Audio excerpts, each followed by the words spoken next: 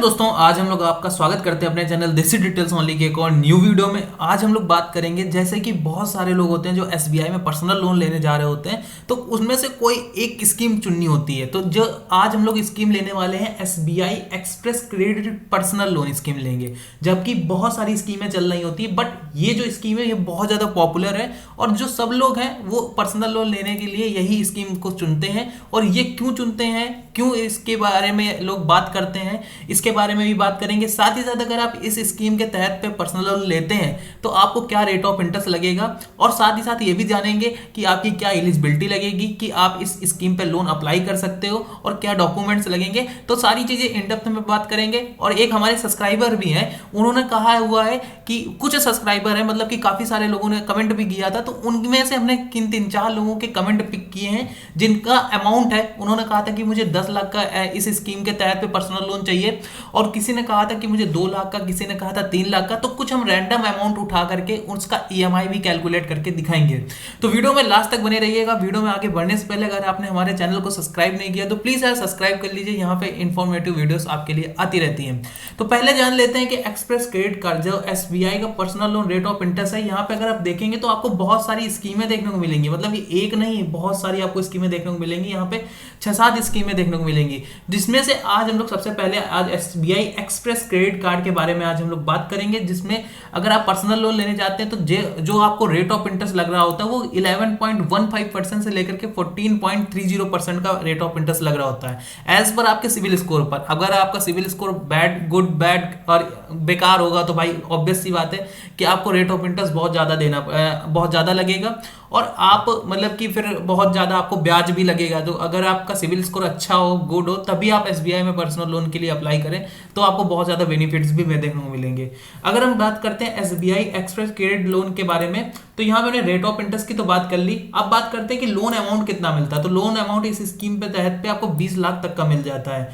अब इसके टेन्योर की बात करी जाए तो हालांकि हर एक स्कीम पे आपका जो टेन्योर रहता है वो 6 महीने से लेकर के 6 साल तक का ही रहता है। अब इसमें मिनिमम मंथली सैलरी आपकी 15,000 होगी, आसानी से आप इस लोन के लिए अप्लाई कर सकते हो।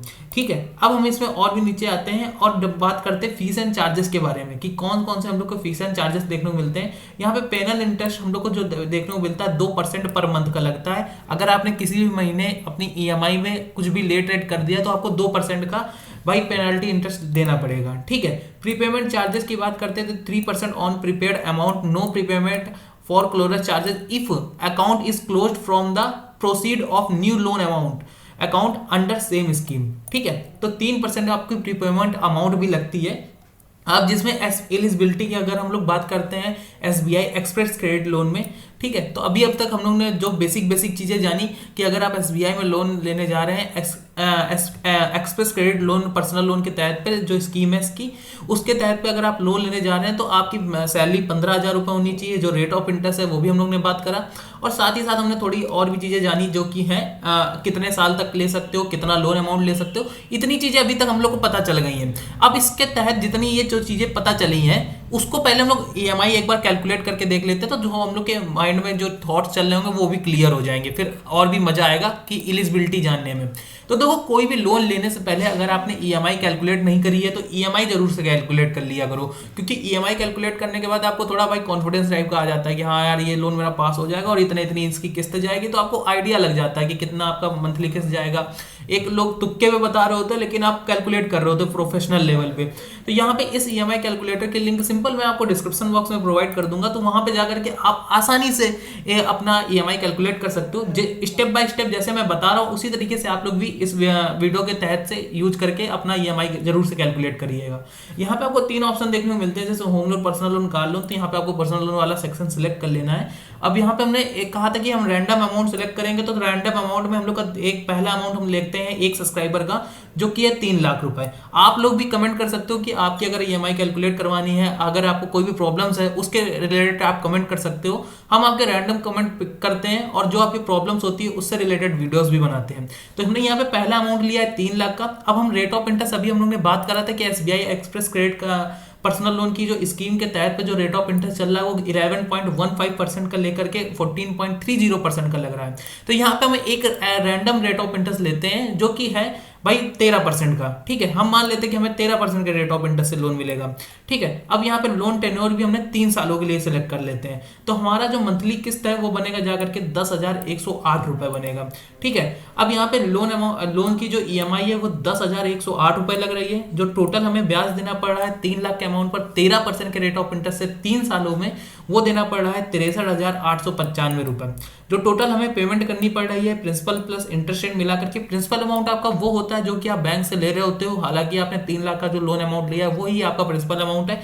उस पर जो इंटरेस्ट लग रहा है 3 लाख के अमाउंट पर 3 सालों पे, ये टोटल इंटरेस्ट वो भी ऐड होता है। उसके बाद जाकर के हम लोग का जो टोटल पेमेंट बनती है 3 सालों में, वो बनती है जाकर के 3,63,895 रुपए। हालांकि जब आप पर्सनल लोन लेने जा रहे होते हो तो वो पूरे सेम ईयर के लिए ही नहीं कभी लेते हो, बहुत कम लोग होते हैं सेम ईयर के लिए लेते हैं। अब हम लोग इसमें एक चीज करके देख लेते हैं, जैसे 3 लाख का लोन है, अब 3 लाख का लोन हम 3 सालों के लिए ले रहे थे, 63,895 रुपये हम लोग की किस्त टोटल ब्याज जा रहा था। तो हम इसको 2 सालों के लिए करके देखते हैं, ठीक है। डायरेक्ट हमने 1 साल कम किया है। अब यहाँ पे 63,000 से सीधे 42,301 रुपये हम लोग का ब्याज लग जाता है, बट यहाँ पे हम लोग की लोन की जो ईएमआई है वो बढ़ गई, 14,263 रुपये हम लोग की लोन की ईएमआई लग रही है, ठीक है। अब यहाँ पे अगर इसी 3 लाख के लोन को हम 1.5 सालों में कंप्लीट कर सकें, तो 1.5 सालों में अगर कंप्लीट करोगे तो आपकी ईएमआई बहुत ज्यादा बढ़ जाएगी, 18,434 रुपए लगेगी। अब 63,000 से लेकिन 31,817 रुपए हम लोग को ब्याज लगेगा। देखो जितना कम ब्याज लगे, मेरा जो प्रिकॉशन रहता है कि जितना कम ब्याज लगे उतना ज्यादा बेटर रहता है एक ईएमआई को कंप्लीट करना, ठीक है। तो हमने यहाँ पे 3 लाख का भी अमाउंट लिया। अब हम एक 5 लाख का लेकर के देखते हैं, ठीक है, जो हमारा कमेंट था। तो 5 लाख का लेते हैं। 5 लाख का हम लोग 5 सालों के लिए देखते हैं, तो 5 लाख का 5 सालों के लिए लेंगे तो 11,377 रुपए लेगा हम लोग की मंथली किस्त बनेगी, ठीक है। अब आपको सारी चीज समझा दी तो जल्दी जल्दी से हम लोग क्लियर करते हैं। तो अगर हम 5 सालों का लोन 11,377 रुपए हम लोग की मंथली किस्त बनेगी, जिसमें हमें ब्याज लगेगा 1,82,592 रुपए, ठीक है। अगर हम इसको 5 सालों के लिए ना लेकर के 4 सालों के लिए लेते हैं तो देख सकते हो कि 1 लाख कितना लग रहा था, 82,000, सीधे 40,000 का हम लोग को अंतर देखने को मिलता है 1 साल अगर हम कम करते हैं। तो हम लोग का ब्याज देखो 1,43,860 रुपए जाता है। तो हम इसको 2.5 सालों के लिए करके देखते हैं, हम और भी ज्यादा कम करते हैं। अब 19,611 रुपए हम लोग की मंथली किस्त जाएगी। अब देखो जो बंदा 5 लाख का लोन ले रहा होगा तो उसकी भाई जो किस्त होगी वो मतलब कि कमा भी अच्छा खासा रहा होगा, 80-90 हजार रुपए कमा रहा होगा, तभी इतना बड़ा लोन लेने की भी कोशिश कर रहा था। तो यहाँ पे हम लोग ने 20,000 की किस्त बंधवाई। अब उसमें हम लोग ने 88,000 रुपए का केवल ब्याज लगाना चाहते हैं, तो ये हम लोग का यहाँ पे बेनिफिट हो जाता है।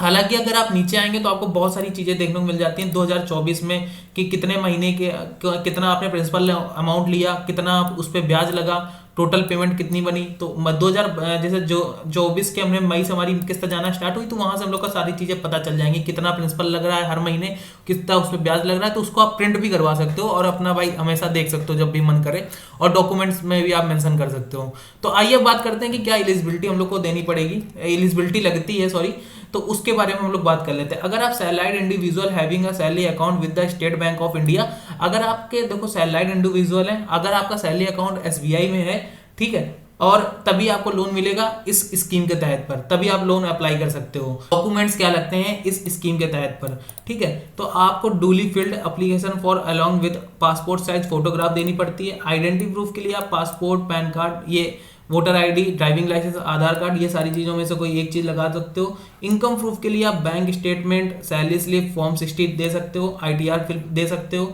ठीक है। एड्रेस प्रूफ के लिए आप राशन कार्ड, आधार कार्ड, पैन कार्ड, ये आधार कार्ड लगा सकते हैं, और टेलीफोन बिल लगा सकते हैं, ठीक है, और इलेक्ट्रिसिटी बिल लगा सकते हैं। तो इन सारी चीजों में से आपका कोई भी एक चीज एड्रेस प्रूफ के लिए कंफर्म हो सकता है, ठीक है। अब यहाँ पे copy of ID card issue by the employer आपको देना पड़ेगा, ठीक है। अब यहाँ पे the personal authorise the distributor salary and allow, ठीक है। तो ये कुछ डॉक्यूमेंट्स जो बेसिक डॉक्यूमेंट्स है वो आपको लगेंगे, और जो आप आसानी से दे करके आप इस स्कीम के तहत पर पर्सनल लोन ले सकते हो, जो कि बहुत अच्छी बात होगी।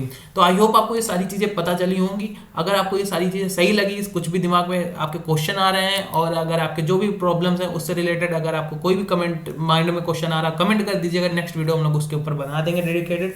मिलते हैं किसी और धमाकेदार वीडियो के साथ, तब तक के लिए गुड बाय, जय हिंद, जय भारत।